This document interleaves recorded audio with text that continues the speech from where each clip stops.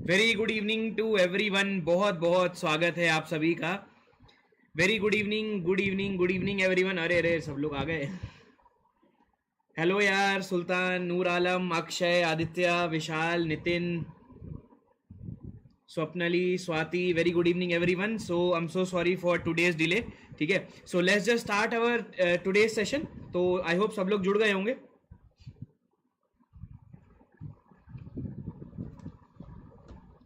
चलो, today will finish this our first unit, that is elastic constant and properties. ये आज हमारा पहला चैप्टर पूरा फिनिश हो जाएगा। टिल नाउ जो सोम का आपको जो कॉन्सेप्ट बताए हैं मैंने बहुत ही यूनिक तरीके से और बहुत ही सिंप्लीफाइड वे में सारे के सारे कॉन्सेप्ट मैंने बताए।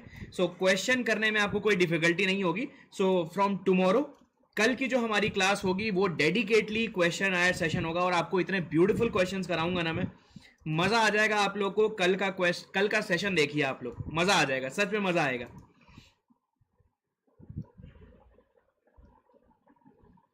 स्टार्ट करें। आई होप सारे लोग जुड़ गए।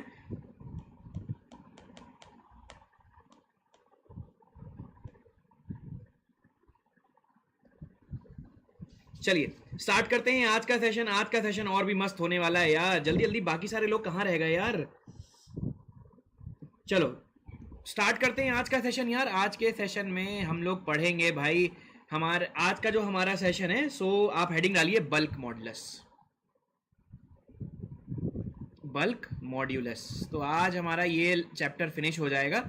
थोड़ा सा रिलैक्सेशन हमें मिलेगा बिकॉज ये सबसे लंबा चैप्टर यही है और ये आज हम कंप्लीट कर लेंगे। बेसिक चैप्टर है, ठीक है। बल्क मॉडुलस आप हेडिंग डालिए, आज हम देखते हैं। So next elastic constant is bulk modulus. इसकी प्रॉपर्टी अब हम देखते हैं। It is represented by letter K. It is represented by letter के।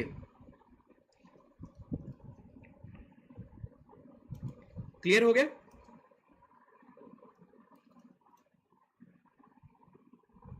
चलो स्टार्ट करते हैं आज के सेशन को। लेट अस सपोज, देखिए बल्क मॉडुलस का फिजिकल सिग्निफिकेंस देखते हैं। फिजिकल सिग्निफिकेंस देखते हैं क्या होता है। पहले बल्क मॉडुलस डिफाइन करते हैं, देन हम देखते हैं बल्क मॉडुलस एक्चुअली होता क्या है। चलिए स्टार्ट करते हैं आज का सेशन और मजेदार सेशन करते हैं।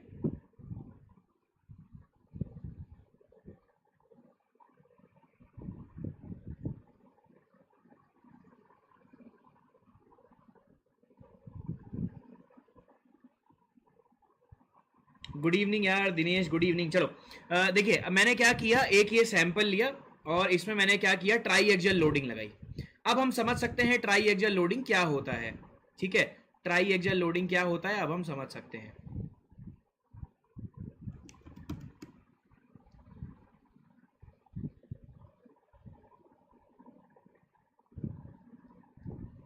देखो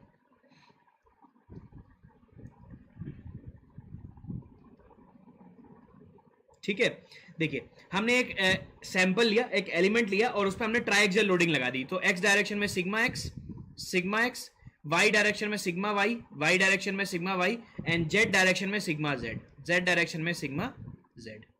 तो ये हमने लोडिंग लगा दी and we have converted this loading into, बहुत ध्यान से आपको सुनना, 2 मिनट देखिए। मैंने क्या किया, इसी लोडिंग को मैंने एवरेज लोडिंग में कन्वर्ट कर दिया। देखो कैसे, क्या होता है एवरेज लोडिंग, ये अभी मैं आपको बताता हूं।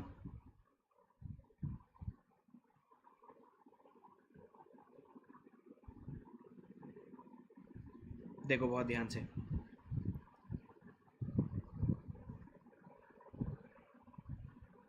तो आज जितना मैंने पढ़ाया है पूरा रिवाइज कर लीजिएगा यार। देखो जितना मैंने आज पढ़ाया है पूरा रिवाइज कर लीजिएगा। कल के क्वेश्चन बहुत ही मजेदार कराने वाला हूं मैं आप लोग को।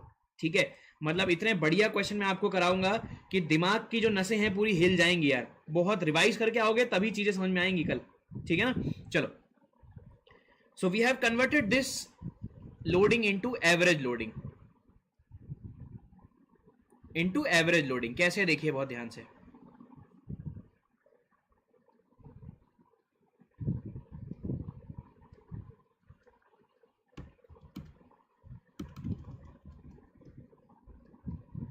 देखिए बहुत ध्यान से देखिए, अब हमने इसे एवरेज लोडिंग में कन्वर्ट कर दिया। मतलब sigma average, sigma average, sigma average, sigma average, sigma average और ये sigma average. And what is sigma average?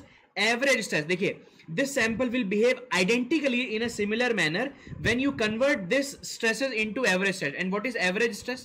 Average stress is nothing but sigma x plus sigma y plus sigma z divided by 3. This is the average stress. ये वही बात हो गई. For example, Vishal class में है, विशाल है class में?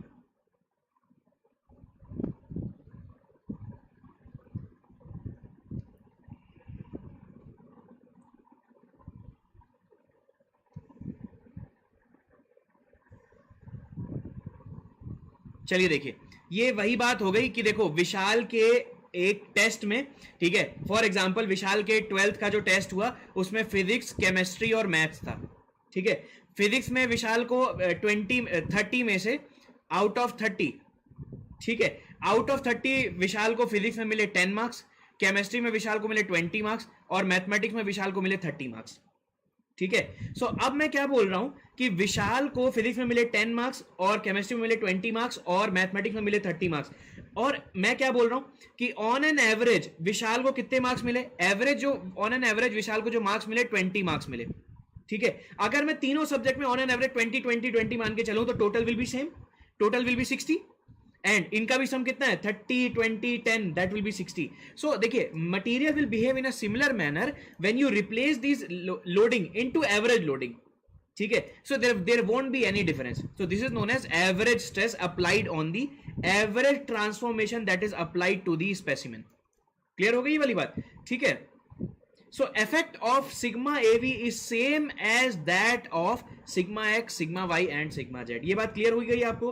तो ये नोट के फॉर्म में आप लिख लीजिए. पहली बात तो effect of sigma AV is same as that of sigma x, sigma y and sigma z. अब देखो बहुत ध्यान, 2 मिनट सुनिएगा, बस 2 मिनट सुन लीजिए फिर लिख लीजिएगा. देखो मैंने आपको क्या बोला, we have taken the specimen and we have applied the stresses sigma x, sigma y, sigma z, and we have transform this section into average stresses. मतलब मैंने इन पे लोडिंग बता दी, एवरेज सिग्मा एवी लोडिंग है, ठीक है. So bulk modulus is defined as average stress to the volumetric strain, ठीक है. Bulk modulus is defined as the ratio of average stress to the volumetric strain,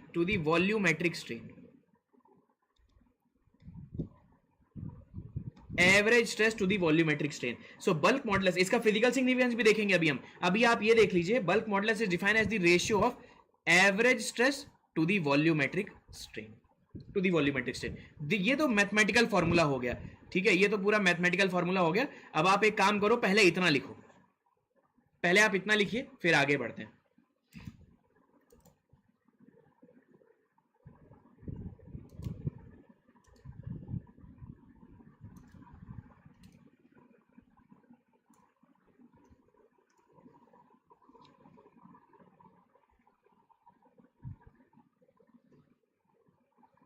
done, written everyone. चलो ये भी लिख लीजिए फटाफट.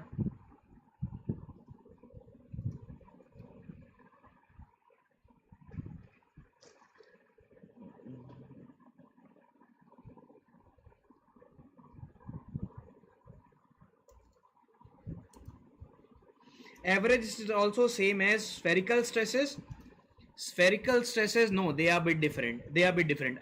What I told you is the average stresses are the average of all the stress that you had applied, and it has been observed practically that the effect of average stress is same as that of the individual stresses.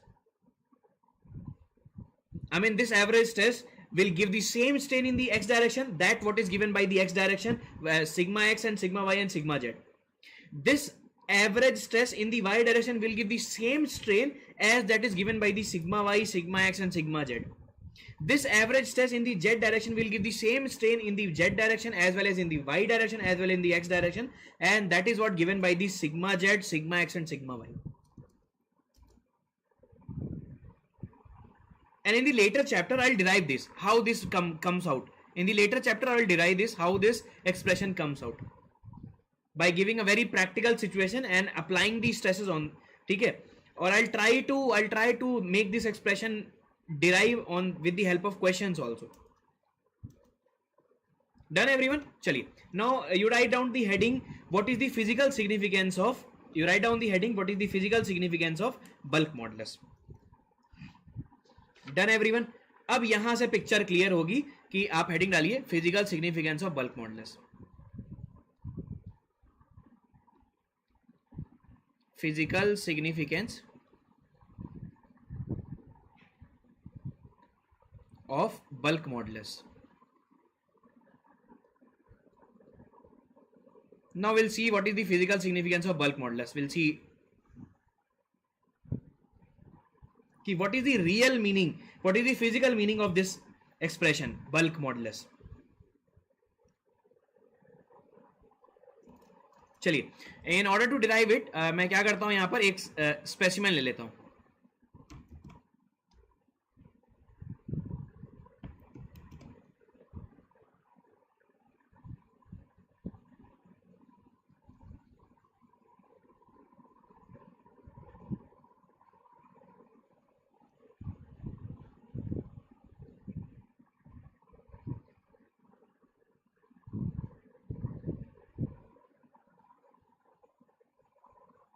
Now we have taken the two specimen, ठीक है, we have taken the specimen A and specimen B.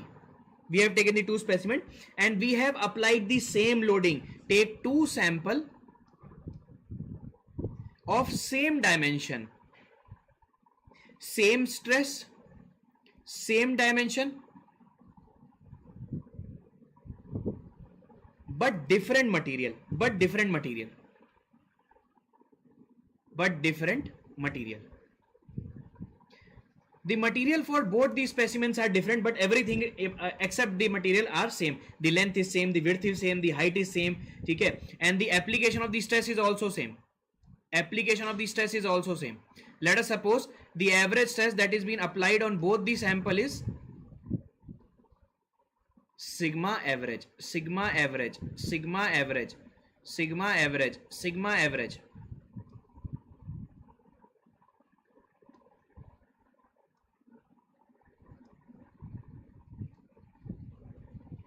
Sigma average, ठीक है.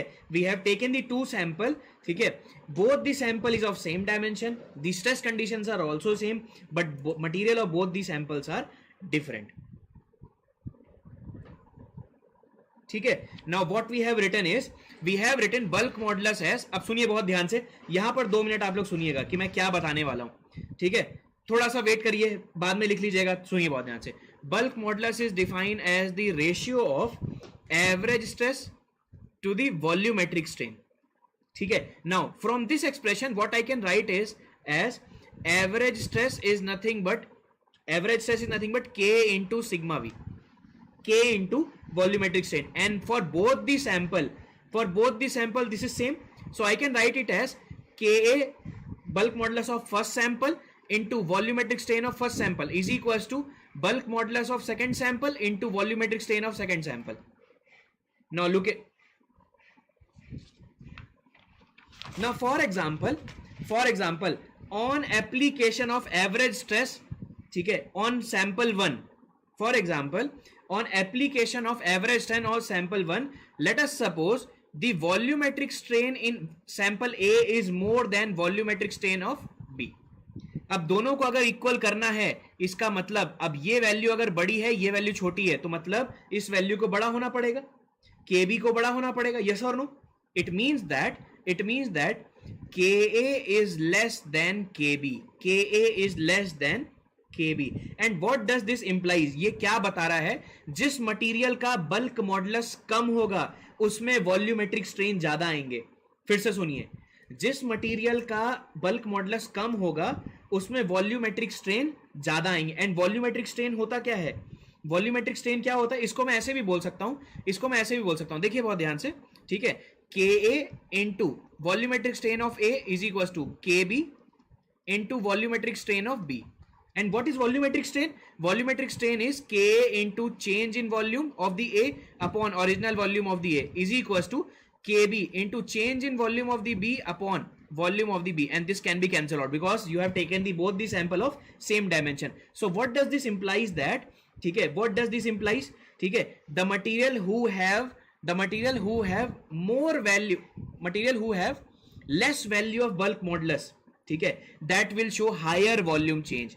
The material who have less value of bulk modulus will show higher value of volume change. It means that bulk modulus is nothing but it is the ability of material, ठीक है, to resist volume change. The bulk modulus is defined as ability of material to resist volume change. To resist volume change. तो bulk modulus it is a property, yes और no, जल्दी बताइए. Bulk modulus is a property, yes और no, जल्दी बताओ मुझे. क्या bulk modulus property है, यस और नो? जल्दी जल्दी आंसर करो आप लोग.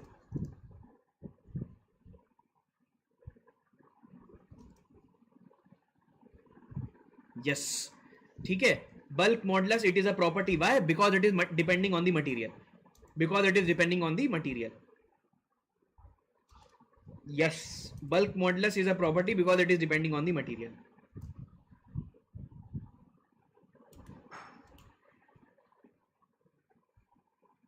तो जिसका K ज्यादा उसमें वॉल्यूम चेंजेस कम, ठीक है, उसमें वॉल्यूम चेंजेस कम, ठीक है. चलिए लिख लीजिए फटाफट लिख लीजिए. ये वाली स्लाइड लिख ली सबने?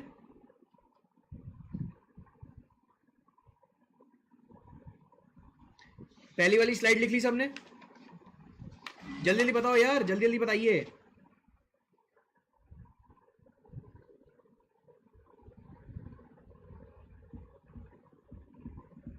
लिख ली? सेकंड स्लाइड लिखिए फटाफट.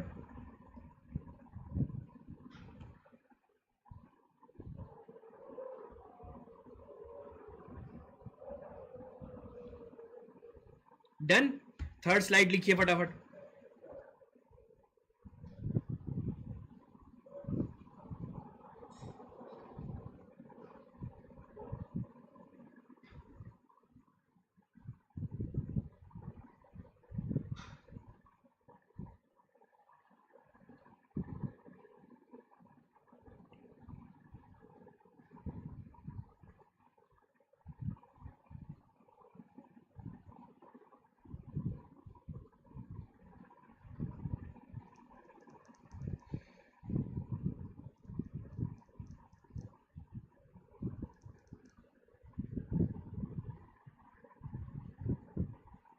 Written everyone?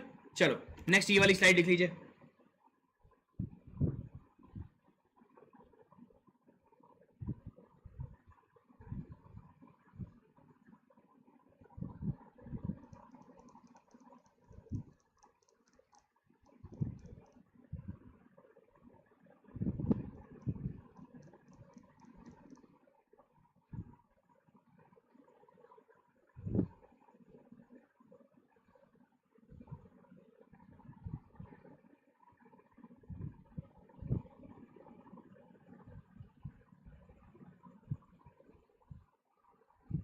Done everyone? लिख लिया? जल्दी बताओ भाई, जल्दी जल्दी लिखो यार, आज बहुत सारी चीजें करनी है अपने को.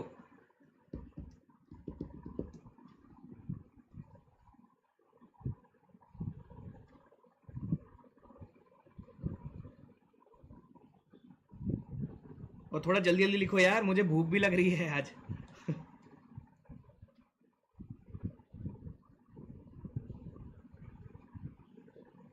लिख लिया सबने? चलो बढ़िया, ठीक है. तो देखो अब तक हमने क्या किया है, अब तक हमने 4 इलास्टिक कांस्टेंट देख लिए, ठीक है. देखो यहां पर till now we have seen the 4 elastic constant. कौन कौन से? हमने यंग्स मॉडुलस ऑफ इलास्टिसिटी भी देख लिया, हमने शेयर मॉडुलस ऑफ इलास्टिसिटी भी देख लिया, ठीक है, हमने बल्क मॉडुलस भी देख लिया. क्यों आज मटर पनीर मिलेगा सर? क्यों आज मटर पनीर क्यों बन रहा है भाई? मेरे घर में दाल रोटी बन रही है शायद. मटर पनीर मिलेगा मतलब. ई जी और के, ठीक है ना. सो ई का मतलब क्या यार? आज साइड पे बहुत ज्यादा थकान हो गई यार, तो कुछ खा नहीं पाया. अभी क्लास के बाद फटाफट खाऊंगा यार. चलिए ई की वैल्यू क्या है? ई इज नथिंग बट, सुनिए बहुत ध्यान से, यंग्स मॉडुलस ऑफ इलास्टिसिटी का मतलब क्या होता है? It is the ability of material to resist the axial deformation, ठीक है। तो resistance to axial deformation is nothing but E. ये बात समझ में आ गई आप लोग को? What is the physical significance of Young's modulus? It is the ability of the material to resistance against resistance to axial deformation.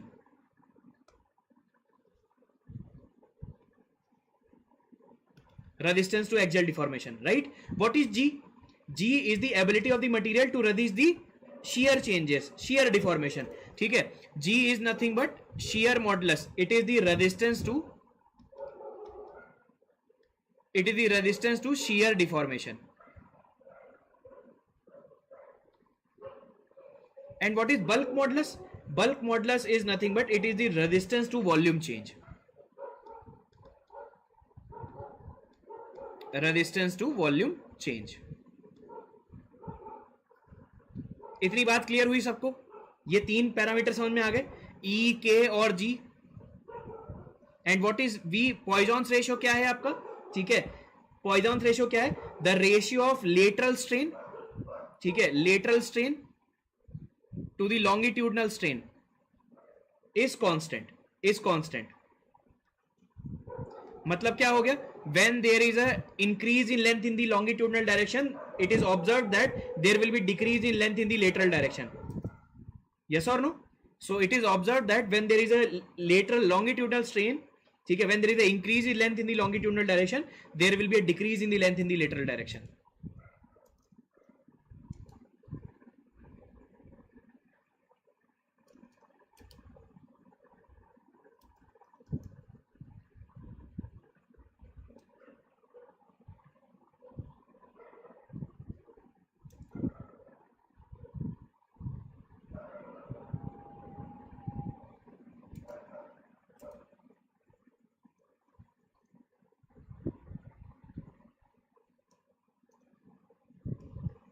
सबको समझ में आ गया?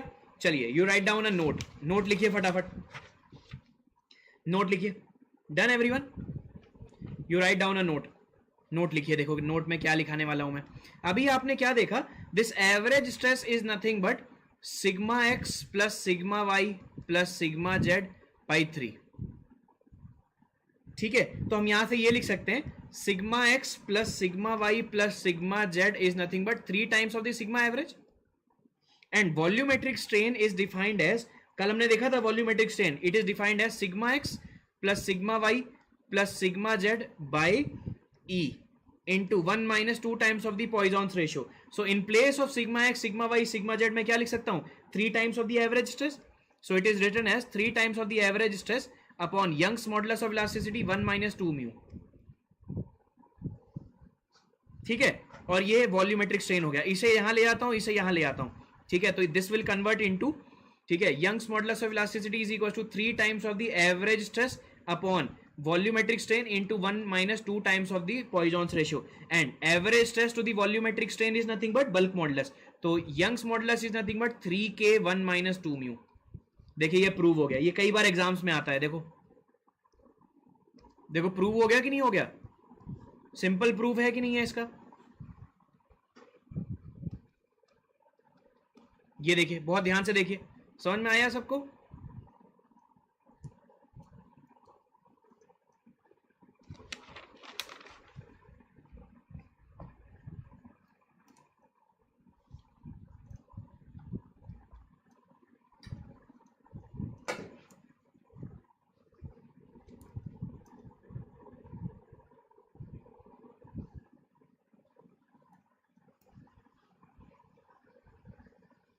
रिटर्न एवरीवन, सबको समझ में आया? ये बताइए।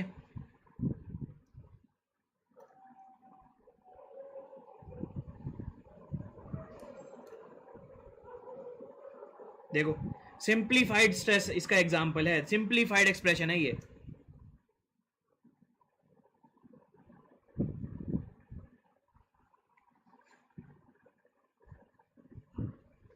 ठीक है, एक नोट और लिखिए, एक नोट लिखिए। देखिए, this is the relation between Young's modulus, bulk modulus and Poisson's ratio. This is the relation between Young's modulus, bulk modulus and Poisson's ratio, ठीक है। And what is the relation between Young's modulus shear modulus and Poisson's ratio. So it is nothing but E is equals to 2g 1 plus mu. So this is, और इसका derivation I will derive this expression in the next chapter. इसका जो derivation है ना, I'll derive it in next chapter, ये for sure, because the moment I'll tell you the principal stresses मैं ये derive कर दूंगा. तो wait for the next chapter, इसका derivation और भी simple है. So in the next chapter when we'll study about the principal stresses, principal strain, वहां पर मैं इसका derivation बहुत ही 3 लाइन में इसका derivation करा दूंगा, बहुत ही simple है.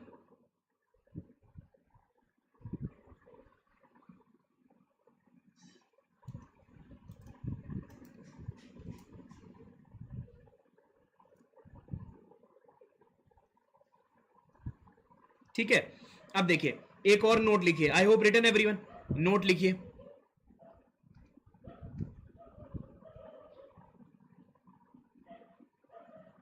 देखो इस नोट में क्या है, बहुत ध्यान से देखिएगा. देखो यहां पर मैं क्या लिख सकता हूं, E is equal to 3k 1 minus 2 mu. ठीक है, और E is equal to 2g 1 plus mu. ठीक है, अब देखिए यहां पर मैं क्या लिख सकता हूं, E by 3k is equal to 1 minus 2 mu. ठीक है ना. अब देखो इस 2 म्यू को इधर ले गया, इसको इधर ले आया, 1 माइनस E बाई 3k. तो 2 mu is nothing but this. ठीक है, तो यहां पे मैं, यहां से मैं क्या लिख सकता हूं. ठीक है, तो mu is nothing but half 1 minus E by 3k. और यहां से मैं क्या लिख सकता हूं, E by 2g is equal to 1 plus mu. तो mu is nothing but E by 2g minus 1. तो इन दोनों को कंपेयर कर सकता हूं. दोनों को अगर मैं कंपेयर करूंगा, that will convert into half 1 minus E by 3k is equal to E by 2g minus 1. So this will give the relation between E, K and G. यहां से मैं क्या प्रूव कर सकता हूं, E, K और G के बीच में रिलेशनशिप प्रूव कर सकता हूं. ठीक है ना. अब देखिए बहुत ध्यान से, बहुत ध्यान से देखो. कर सकता हूं कि नहीं कर सकता हूं.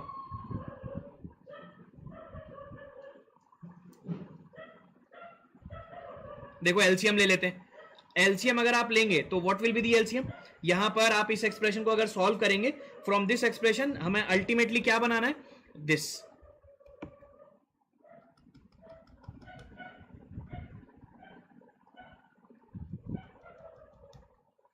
ये देखिए बहुत ध्यान से, इनको अगर मैं कंपेयर करके एक्सप्रेशन क्रिएट करूंगा, will get this expression. E बराबर 9kg upon 3k plus g. This will be the relation between, this is relation between Young's modulus, bulk modulus and shear modulus.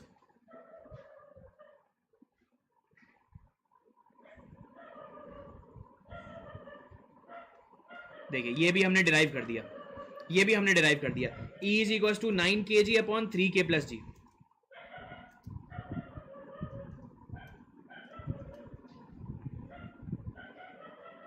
Simplify कर लेंगे ना, या मैं करूं, जल्दी बताओ मुझे. ये सिंप्लीफाई कर लोगे ना इसमें, या मैं करूं इसे, जल्दी बताओ मुझे.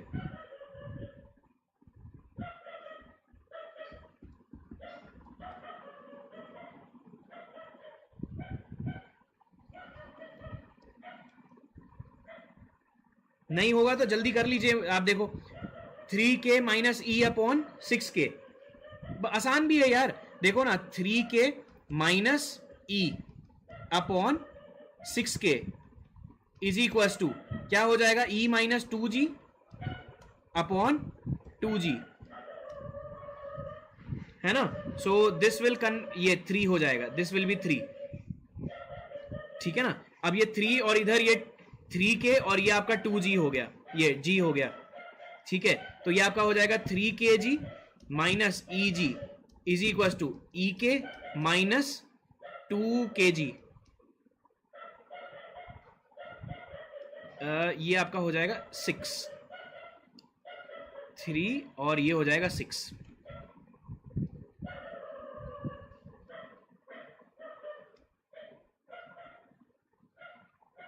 है ना. ये देखिए अब इसे इधर ले गए, इसे इधर ले जाओगे तो क्या हो जाएगा, 9kg इज इक्वल टू, अब इसे इधर ले गए, इसे इधर ले आए. ठीक है, तो इसमें से आपका E कॉमन हो गया. E अगर कॉमन होगा तो 3k प्लस g आपका हो गया. तो ये E is nothing but 9kg upon 3k plus g. तो ये देखो ये डेरिवेशन है इसका, ये डेरिवेशन है, ठीक है। सो इन सर्टेन एग्जामिनेशन जहां पर कन्वेंशनल पेपर होता है, जहां पर कन्वेंशनल पेपर होता है, ये डेरिवेशन आती है 10 to 15 मार्क्स।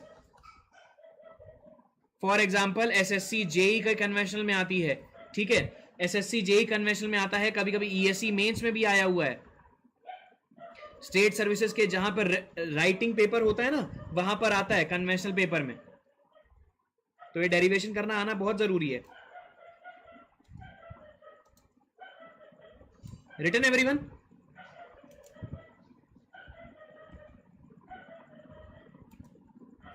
जल्दी जल्दी बताइए, रिटन एवरीवन? लिख लिया सबने?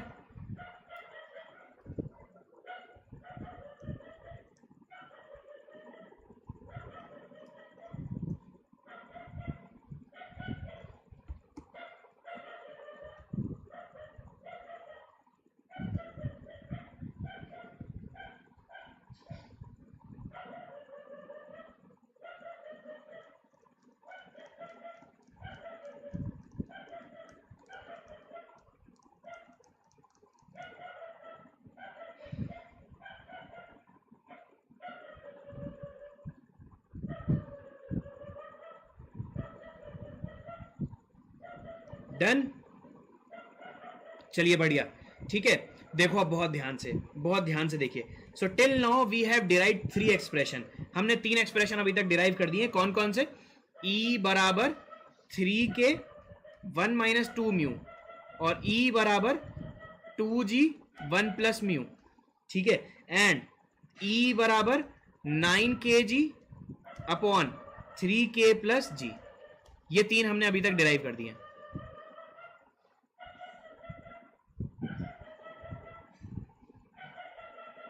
ठीक है, अब आप बहुत ध्यान से देखिए, अगर मैं आपको क्या करूं, मैं अगर आपको E और K की वैल्यू दे दूं, क्या आप G निकाल सकते हैं? यस और नो? जल्दी बताओ मुझे। अगर मैं आपको क्वेश्चन में E की वैल्यू और K की वैल्यू दे दूं, तो क्या आप G निकाल सकते हो? G की वैल्यू निकाल सकते हो? यस और नो? जल्दी बताओ मुझे भाई। लास्ट वाले एक्सप्रेशन में देखिए, ठीक है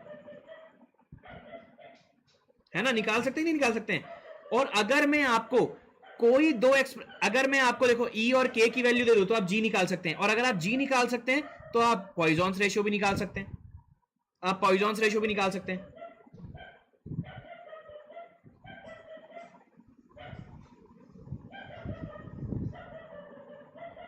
ठीक है ना? तो इसका क्या मतलब हो गया? ठीक है, इसका क्या मतलब हो गया? फॉर आइसोट्रॉपिक मटेरियल, इसका क्या मतलब हो गया? For isotropic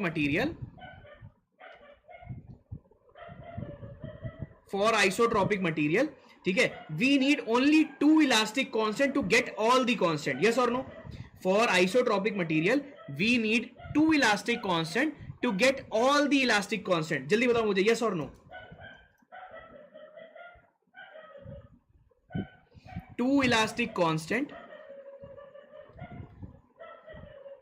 2 elastic constant are required to get all constant, है ना? 2 elastic constants are required to get all the constant। ठीक है ना? चलिए, तो अगर आपको 2 इंडिपेंडेंट इलास्टिक कांस्टेंट मिल जाए, तो आप सारे इलास्टिक कांस्टेंट निकाल सकते हैं। तो इसके लिए एक नोट लिखिए। एक नोट आपको क्या लिखना है? तो ये जल्दी से ये स्लाइड लिख लीजिए।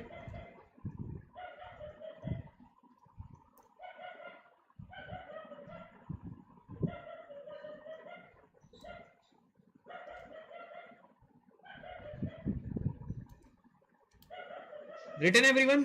डन? चलो बढ़िया। तो इसका मतलब क्या हो गया? ठीक है, टाइप ऑफ मटेरियल अगर मैं देखूं और कितने नंबर ऑफ इलास्टिक कांस्टेंट चाहिए to get all the constant, तो नंबर ऑफ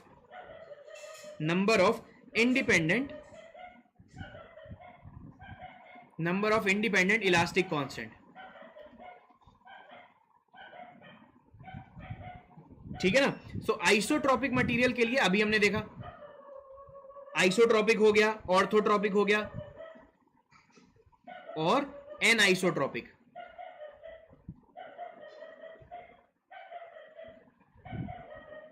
ठीक है, अब देखो बहुत ध्यान से, आइसोट्रॉपिक मटेरियल के लिए हमने क्या देखा, अगर हमारे पास दो इलास्टिक कांस्टेंट हैं तो we can find out all the elastic constant. For orthotropic we need 9 elastic constant to get all the elastic constant.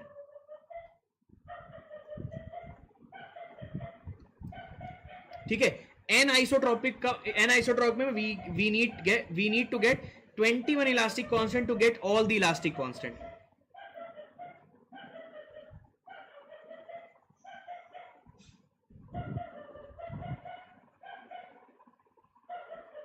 ठीक है ना।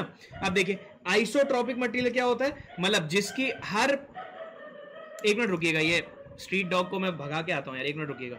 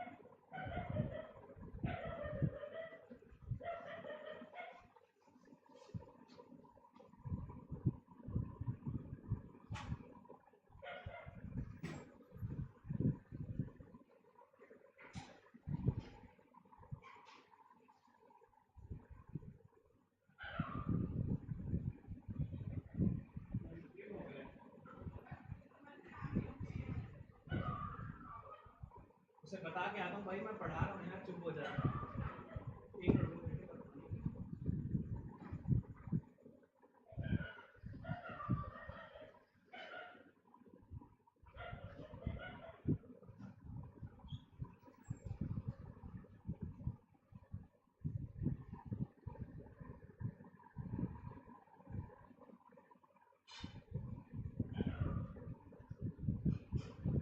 ठीक है यार पूरा।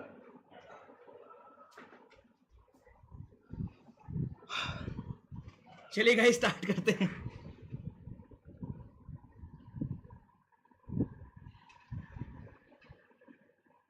हाँ यार ये क्या बताऊं मैं, स्ट्रीट डॉग सर। चलो स्टार्ट करें। अब देखो बहुत ध्यान से, एन ऑर्थोट्रॉपिक मटेरियल क्या होता है, ऑर्थोट्रॉपिक मटेरियल देखो, आइसोट्रॉपिक मटेरियल क्या होता है कि देखो हर डायरेक्शन में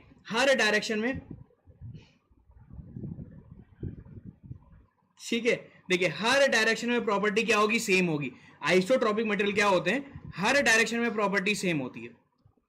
ऑर्थोट्रॉपिक मटेरियल क्या होते हैं, हर डायरेक्शन में, मतलब 3 डायरेक्शन में, म्यूचुअली परपेंडिकुलर 3 डायरेक्शन में प्रॉपर्टीज डिफरेंट होंगी। एन आइसोट्रॉपिक का मतलब क्या होता है, ऑल डायरेक्शन, हर डायरेक्शन, मतलब यहां तो हमने 3 ली हैं, हर डायरेक्शन में, ऑल डायरेक्शन में आपकी प्रॉपर्टीज क्या होंगी, ठीक है, डिफरेंट होंगी। ऑल डायरेक्शन में प्रॉपर्टीज क्या होंगी, डिफरेंट होंगी। ठीक है, अब आप मुझे एक बात बताइए, एक बात अगर मैं यहां पर लिखूं, बहुत ध्यान से सुनिएगा, ठीक है, orthotropic is the subset of anisotropic, जल्दी बताओ मुझे, orthotropic material are the subset of anisotropic material.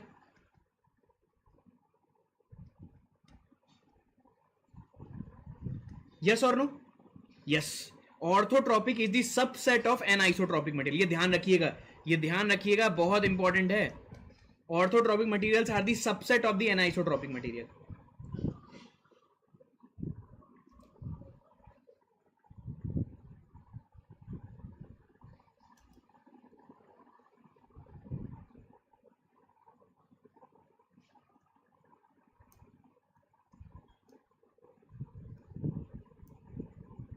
Yes और नो? तो ये वाला कॉन्सेप्ट समझ में आ गया आप लोग को? ये कॉन्सेप्ट समझ में आया? जल्दी बताओ मुझे, ये कॉन्सेप्ट समझ में आया आप लोग को?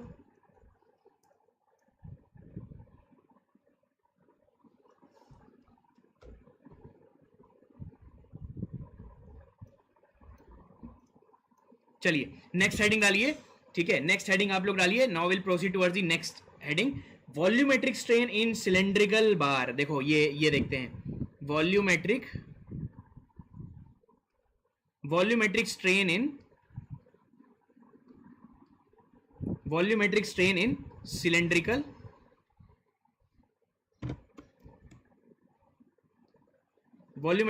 Cylindrical bar. ठीक है, and what you mean by bar? This bar is means a member which is loaded axially. ठीक है, a bar is what? A member which is loaded axially.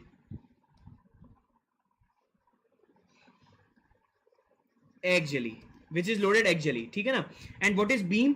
Beam is a member which is loaded transversely. Yes और no? Beam एक ऐसा member होता है, structural member, जो कि transverse loaded होता है. बार एक ऐसा मेंबर होता है जो कि एक्सियली लोडेड होता है. For example like this. For example this is the cylinder.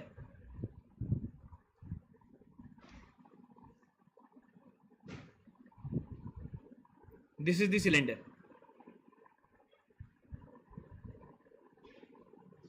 ठीक है, and what you have done, आपने इसे लोडेड एक्सियली लोडेड कर दिया. This P pure axial load. This is pure axial load. First class याद है ना? If the load passes through the CG of the cross section then it is a pure axially loaded member. Pure axial load, yes or no? जल्दी बताओ मुझे. It is a pure axial load. Pure axial load, yes or no? जल्दी बताओ मुझे. And we have to find out the volumetric strain of this by when we apply this P force. जब हमने इसे P force लगाया, so what is the volumetric strain that comes in the cylindrical bar?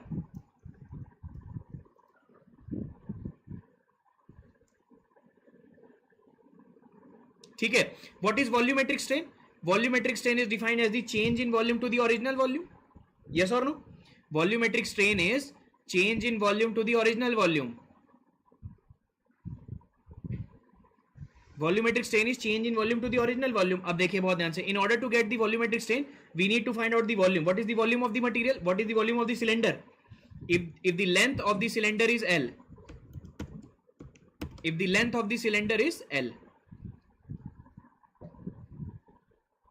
and the diameter of the cylinder is, let us suppose it is capital D. So what is the volume of the cylinder? Pi by 4 D square into L. Now take the derivative on both the side. Or we can do it by take log on both the side. Take log on. So ln V is equals to ln pi by 4 D square L. ठीक है, and what is the ln A into B into C is ln A plus ln B plus ln C. यहां पर property लगा देते हैं हम लोग. ठीक है, सो देखिए बहुत ध्यान से. ln V is nothing but ln pi by 4 plus ln, ठीक है, V square ln D square plus ln L. ठीक है, and ln of constant is ln, now take the derivative on both the side.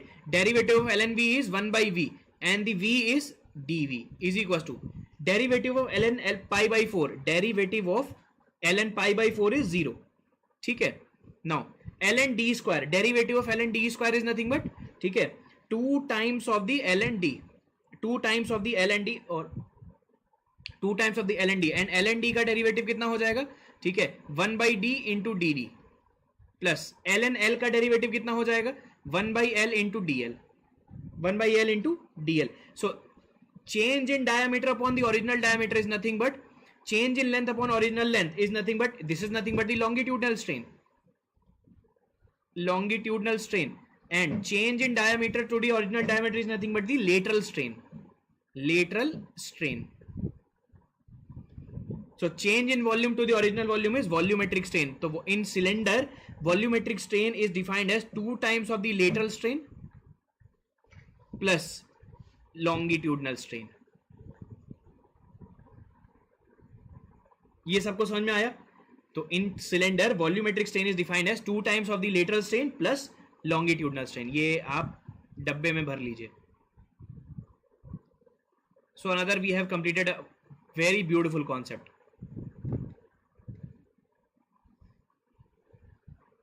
तो ये आपको याद रखना पड़ेगा. In cylinder volumetric strain is defined as 2 times of the lateral strain plus longitudinal strain.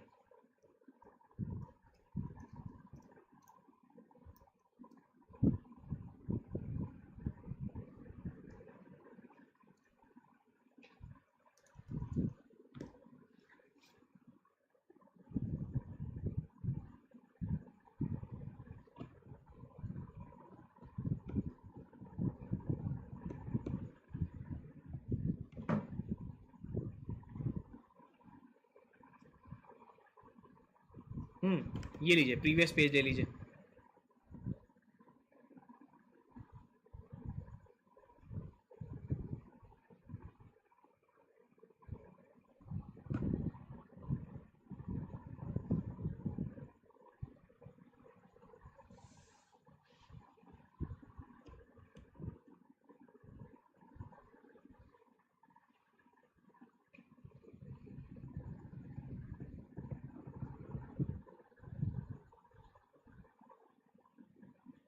चलिए, लिखते लिखते मुझे एक क्वेश्चन का आंसर करिएगा.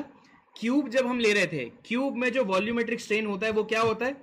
Strain in the X direction plus strain in the Y direction plus strain in the Z direction. Yes और no? In case of cube the volumetric strain is defined as strain in the x direction plus strain in the y direction plus strain in the z direction. ये बात सही है कि नहीं? जल्दी बताइए मुझे. Is it true or false? Yes or no?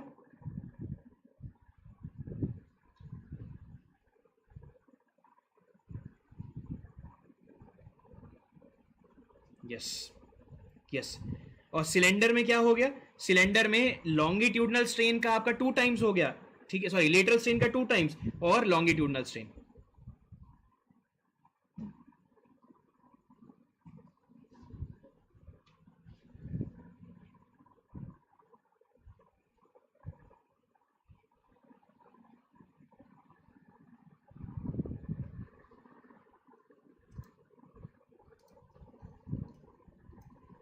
लिखा सबने? Written everyone?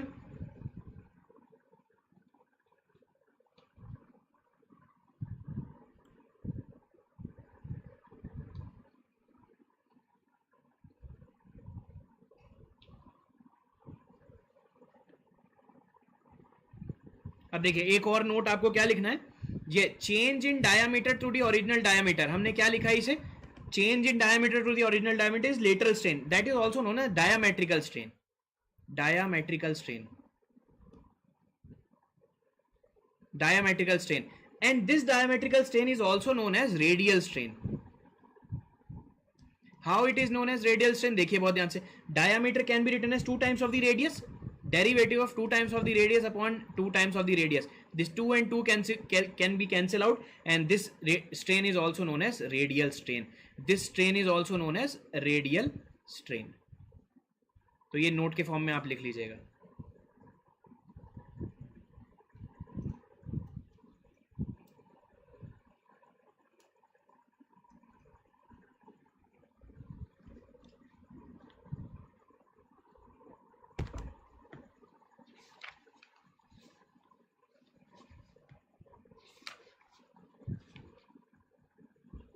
Written everyone?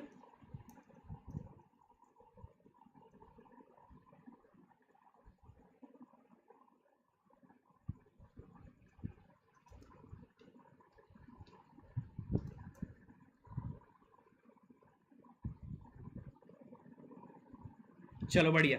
Now next देखिए, नेक्स्ट टॉपिक की हेडिंग डालिए आप लोग. ठीक है, next heading is volumetric strain in a sphere. Volumetric strain in a sphere.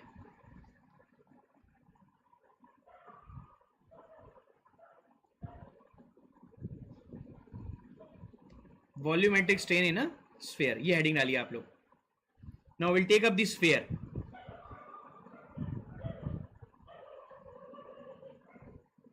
देखो,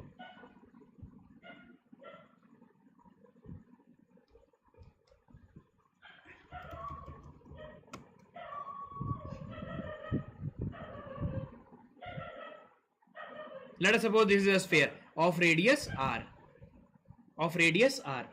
Now we have to find out the volumetric strain. What is the volume? So what is the volume of sphere? Volume of sphere is nothing but 4/3 pi r cube. Now take the ln on both the side. Ln v is equals to ln of 4/3 r cube. ठीक है, so this can be ln v is equals to ln of 4/3 plus ln of r cube. So this can be written as ln v, it can be written as ln v is nothing but ln of 4/3 plus 3 times of ln r. Now take the derivative on both the side. If you take the derivative on both the side, so ln v का derivative 1/v and v का derivative dv is equals to derivative of constant is nothing but 0 plus 3 times of ln r 1 upon r into dr. So volumetric strain can be written as 3 times of the radial strain. So in a sphere, volumetric strain can be written as 3 times of the diametrical strain or 3 times of the radial strain. So this is the answer. This is the answer.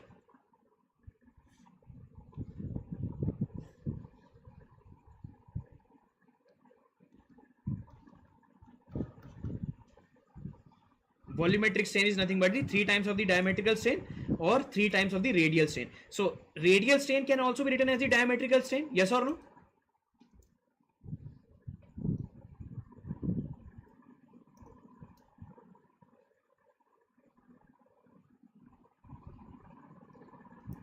Yes.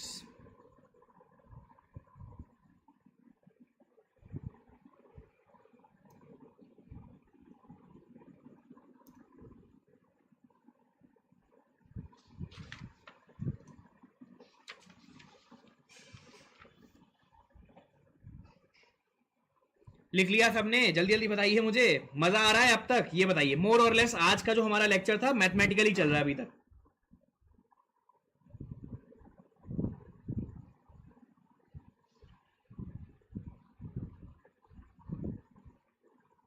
अभी तक तो किसी भी चीज में doubt तो नहीं है ना? अभी तक जितना अभी हमने पढ़ा है, अभी तक तो किसी चीज में डाउट नहीं है ना?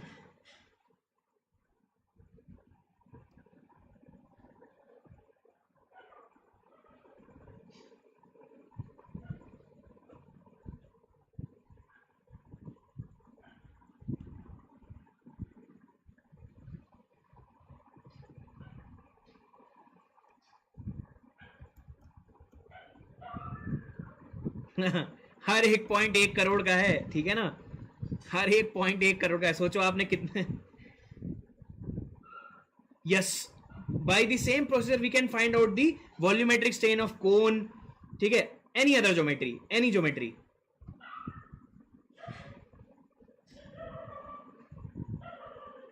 चलिए नेक्स्ट हेडिंग डालिए. Next topic is deformation of axially loaded member. ये बहुत इंपॉर्टेंट है. देखो यहां पर मैं आपको एक बहुत बढ़िया कॉन्सेप्ट बताऊंगा जो 99% स्टूडेंट जो गलत कर देते हैं. ठीक है, देखो हेडिंग डालिए आप लोग, डिफॉर्मेशन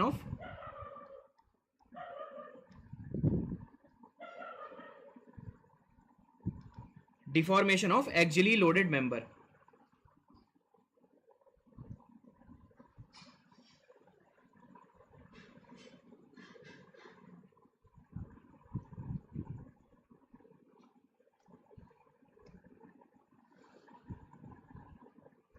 हेडिंग डालिए, deformation of axially loaded member.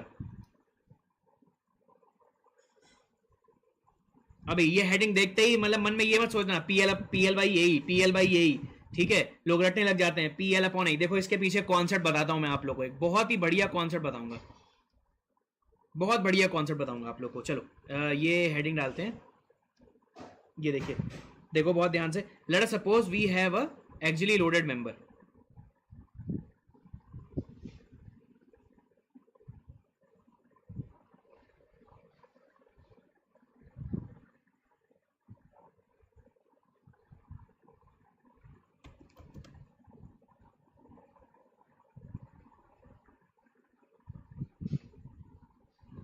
ठीक है, देखिए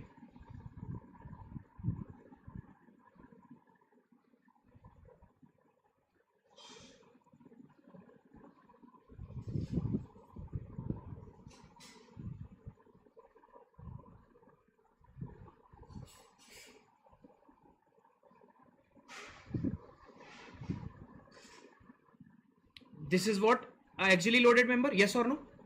This is pure axially loaded member, yes or no? This is pure axially loaded member, and the length of this member is nothing but, let us suppose the length of the member is L.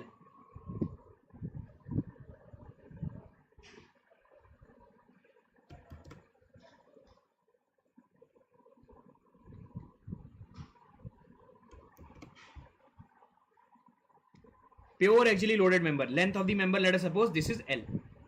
Now take up a small element dx. देखो इसमें मैंने क्या किया, एक small element ले लिया मैंने, देखो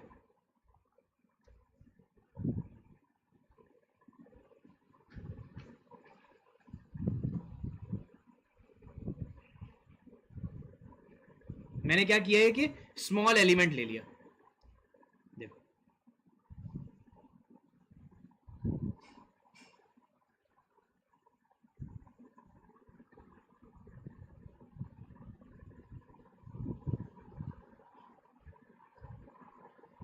ये स्मॉल एलिमेंट ले लिया मैंने, और ये स्मॉल एलिमेंट की लेंथ कितनी है, ये dx लेंथ का है, dx लेंथ का है, ठीक है। अब देखिए, on application of this p load, late us suppose the change in length in this dx length element is, late us suppose the change in length in this dx length element is, let us suppose the change in length, ठीक है, the change in length is, let us suppose delta, change in length is, let us suppose delta।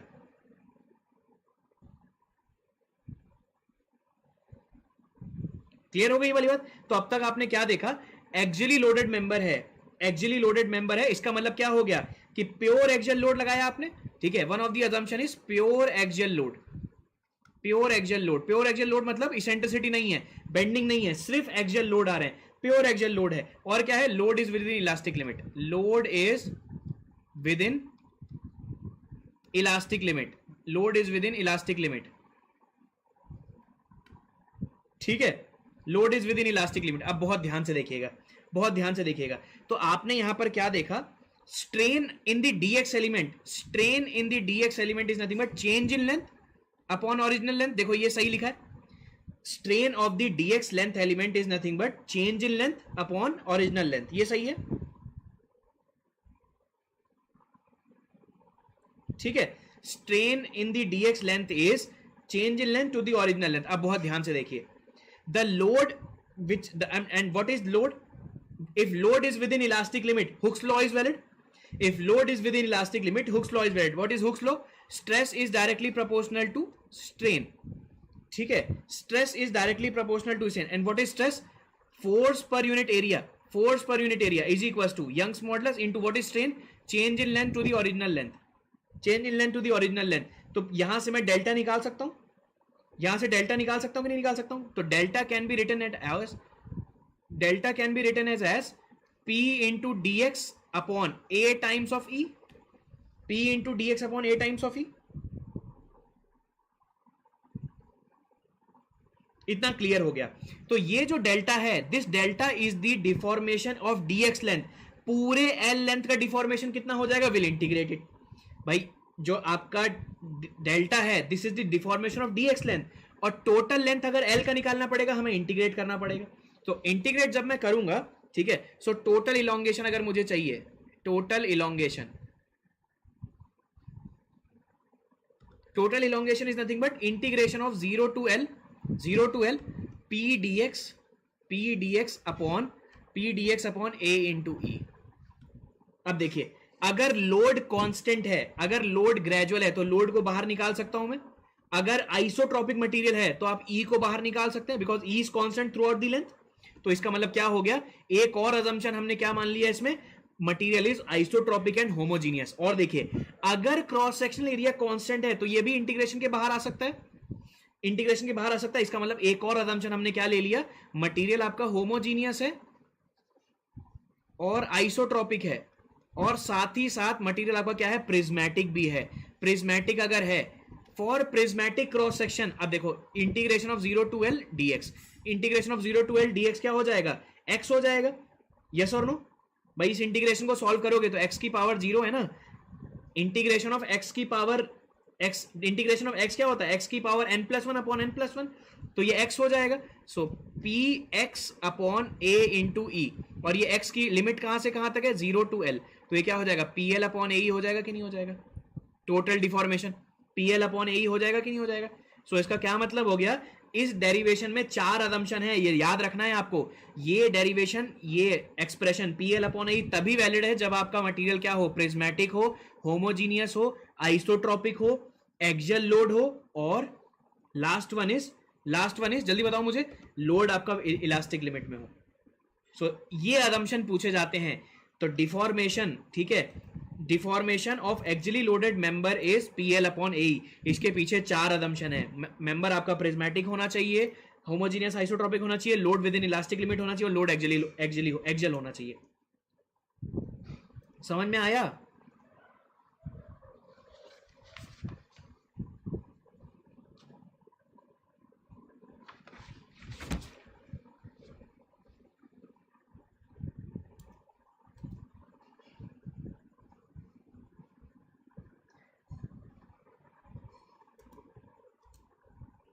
समझ में आ गए सबको? लोग रट लेते हैं PL upon I, PL upon I. अब फॉर एग्जांपल मुझे ये बताइए, सबको बताना है ये आंसर, सबको बताना है ये आंसर। ये देखो,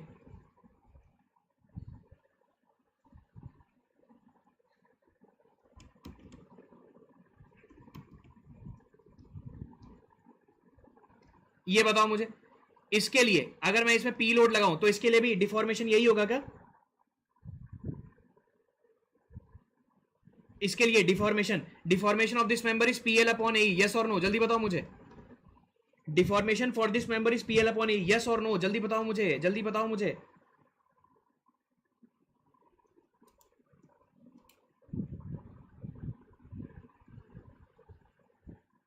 नहीं है, नहीं है। क्यों नहीं है? क्योंकि देखिए इंटीग्रेशन ऑफ, अगर मैं इंटीग्रेशन निकाल रहा हूं, ठीक है, P into D X upon A into E, तो ए इंटीग्रेशन के तभी बाहर आ पाएगा जब एरिया कांस्टेंट हो, जब प्रिज्मेटिक हो। This is non prismatic. आप किसी भी जगह पे क्रॉस सेक्शन काटोगे ना, आप इसी किसी भी जगह पे क्रॉस सेक्शन काटेंगे तो आपको क्रॉस सेक्शन एरिया डिफरेंट मिलेगा।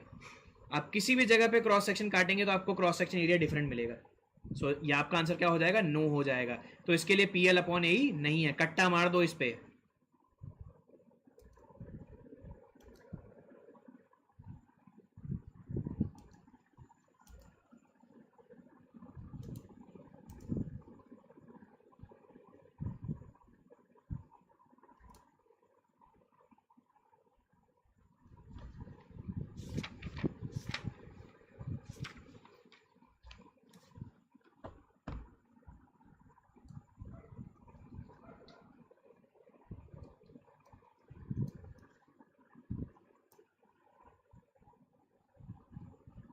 सबको समझ में आया? डेरिवेशन लिख लिया सबने?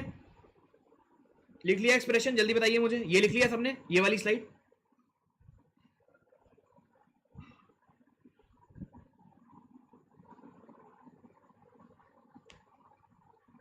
ये वाला लिख लीजिए, ये लिख लीजिए।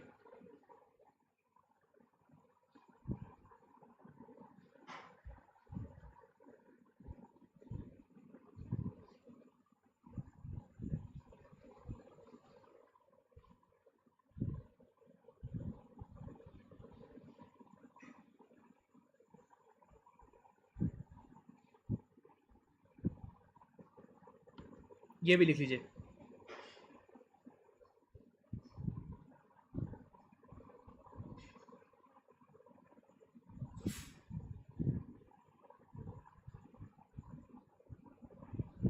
सो डिफॉर्मेशन जो आपका है, deformation is P L upon A. ये कब वैलिड है?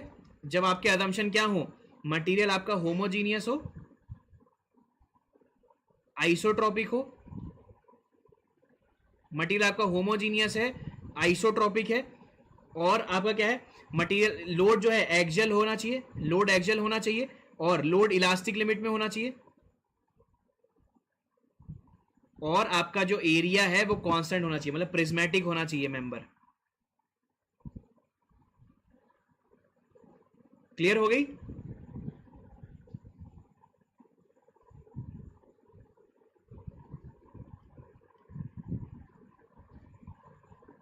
तो ये ध्यान रखिएगा, सिंपली याद मत कर लीजिएगा PL upon A, PL upon ए।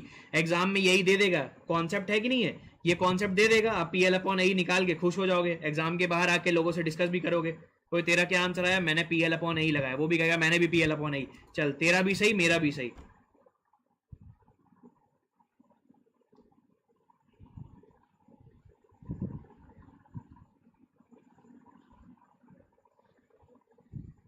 तो put it in a box, This will help you to remember this formula and assumption also.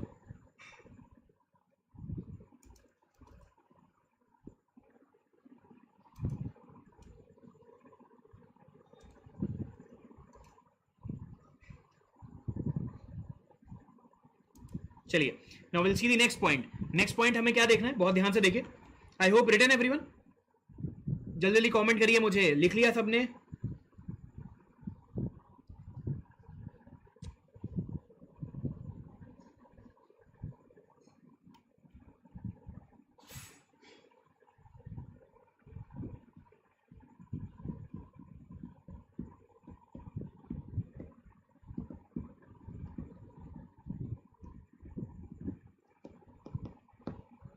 चलिए नेक्स्ट देखिए, नेक्स्ट कॉन्सेप्ट देखते हैं. चलो ठीक है,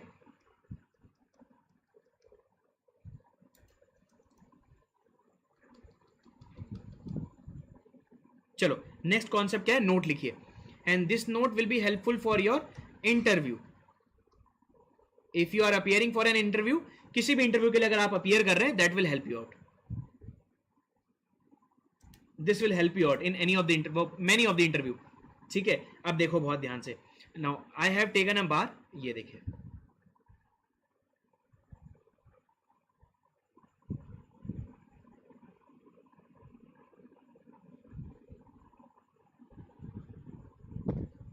ठीक है. And the total deformation of this bar is axially loaded member. Axially loaded member is PL upon A. PL upon A. ठीक है, ये समझ में आ गया. अब आप मुझे एक बात बताइए, आपको यस और नो में आंसर करना है. If area of the cross section of the member, if area of the cross section of the member अगर ये ज्यादा होगा, so deformation will be less और मोर. जल्दी बताइए.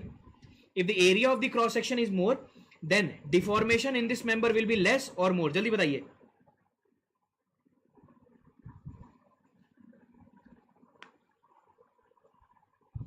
If the denominator is more, then this value will be less. Yes, this value will be less. अब आप मुझे ये बताइए, अगर Young's modulus of elasticity of material ज्यादा होगा, अगर Young's modulus of elasticity of material ज्यादा होगा, then deformation will be less or more.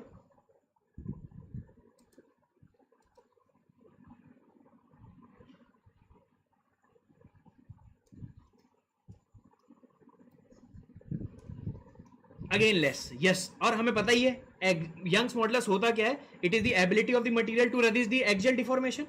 Young's modulus होता क्या है, किसी मटेरियल का अगर यंग्स मॉडुलस ज्यादा है तो उसमें डिफॉर्मेशन कम होगा. यस और नो, तो ये भी यस. अब इनका अगर मैं प्रोडक्ट कर देता हूं, इनका मैं प्रोडक्ट ले लेता हूं ए ई, इनका प्रोडक्ट अगर ये वैल्यू ज्यादा, ये वैल्यू ज्यादा, इनका प्रोडक्ट तो और भी ज्यादा हो जाएगा.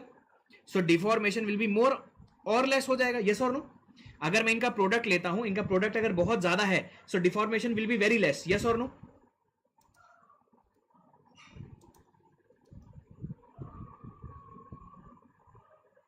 ठीक है, this product A is known as, this product A is known as, ठीक है, एक्सियल रिजिडिटी.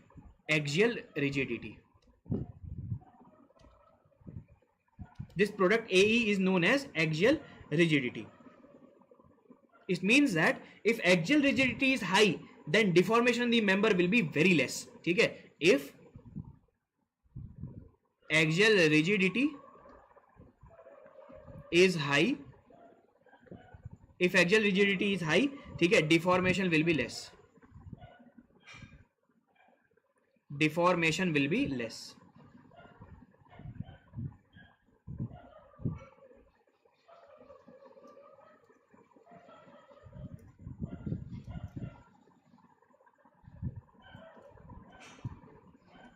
क्लियर हो गई ये वाली बात, ये कॉन्सेप्ट समझ में आ गया.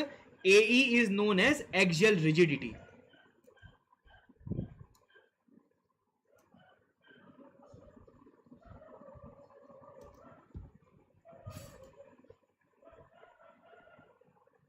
क्लियर.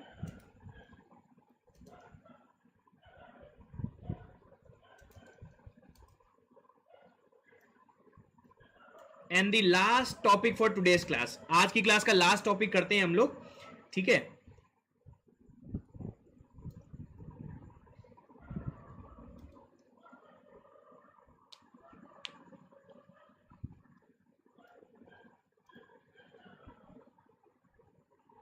देखिए बहुत ध्यान से, ठीक है। Now the last topic is, next heading डाल दीजिए आप लोग, ये भी नोट लिख लीजिए। What is the meaning of A E by L? We have seen the deformation is P L upon A, ठीक है। नाउ इस ए ई जो आपका है ये चीज, ए ई और एल को आप अलग ले लीजिए, ए ई बाई एल को आप अलग ले लीजिए, तो ये क्या बन जाएगा? देखो बहुत ध्यान से, this will convert this, P is equal to, ठीक, delta is equal to P upon A E by L, A by L, and this AE by L is known as axial stiffness. Axial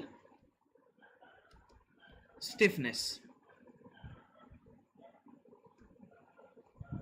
Axial stiffness, मैं इसे रब कर देता हूं।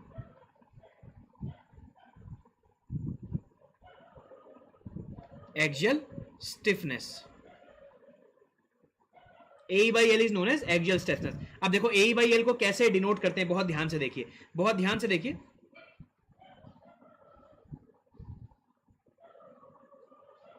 ठीक है, कितना लोड रिक्वायर्ड है to get the deflection delta?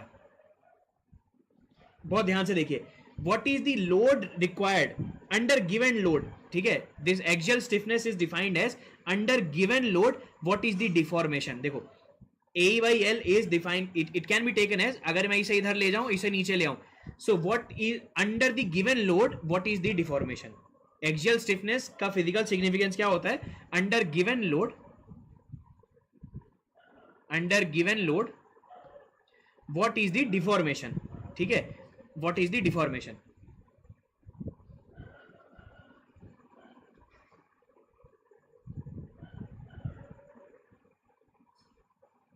What is the deformation? अब आप मुझे एक बात बताइए, for rigid body, for rigid body, ठीक है, रिजिड बॉडी है, ठीक है, व्हाट इज द डेल्टा? एक कोई रिजिड बॉडी है, कितना भी लोड लगा दो उसमें डिफॉर्मेशन कितना होगा? जल्दी बताइए, जीरो या infinity? For a rigid body उसमें कितना भी लोड लगा दीजिए, उसमें डिफॉर्मेशन कितना होगा? जीरो होगा कि इन्फिनिटी होगा? जल्दी बताइए मुझे।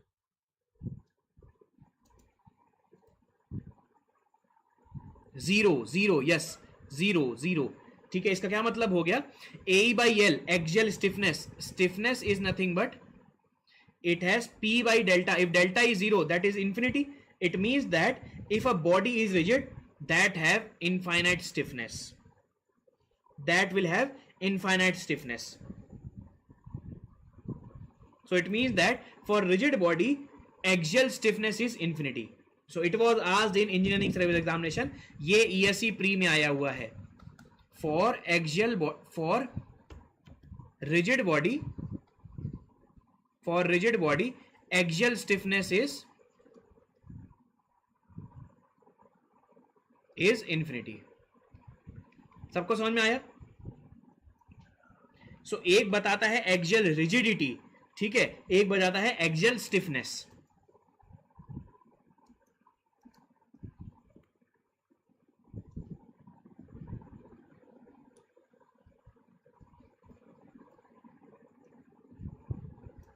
क्लियर हो गई वाली बात? तो एक चीज क्या बता रही है आपको? एक्सियल रिजिडिटी, और एक चीज बता रही है एक्सियल स्टिफनेस, कि अंडर गिवन लोड क्या डिफॉर्मेशन आना चाहिए। अब रिजिड बॉडी में डिफॉर्मेशन अगर जीरो है, ठीक है, सो दैट मींस उसका स्टिफनेस इनफाइनाइट है, मतलब दैट बॉडी स्टिफ।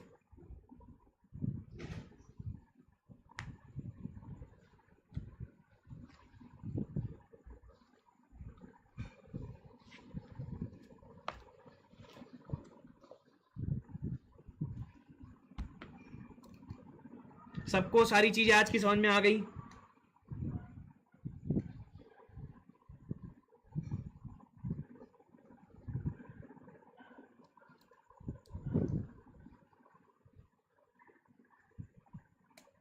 भाई बताओ जल्दी मुझे, आज की पूरी क्लास समझ में आई आप लोग को? जितना भी हमने पढ़ा है सबको समझ में आया? तो यहां से पढ़ना स्टार्ट किया था हमने।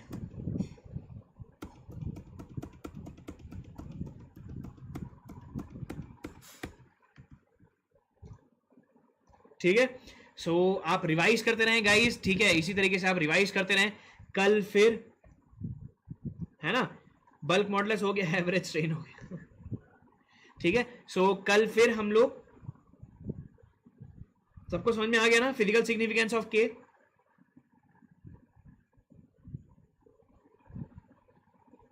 चलो, तो thank you so much guys for joining, will meet tomorrow, ठीक है, कल हम मिलेंगे। और आप रिवाइज जरूर करके रखिएगा, थोड़ा सा बचा हुआ है अभी इस चैप्टर में, तो वो जो थोड़ा सा थ्योरी बची है वो कंप्लीट करके हम क्वेश्चंस पे आ जाएंगे। सो टुमारो आप रिवाइज करके आइएगा, काइंडली रिवाइज जरूर कर लीजिएगा, ठीक है।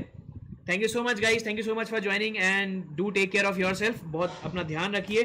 Thank you so much and good night everyone, good night.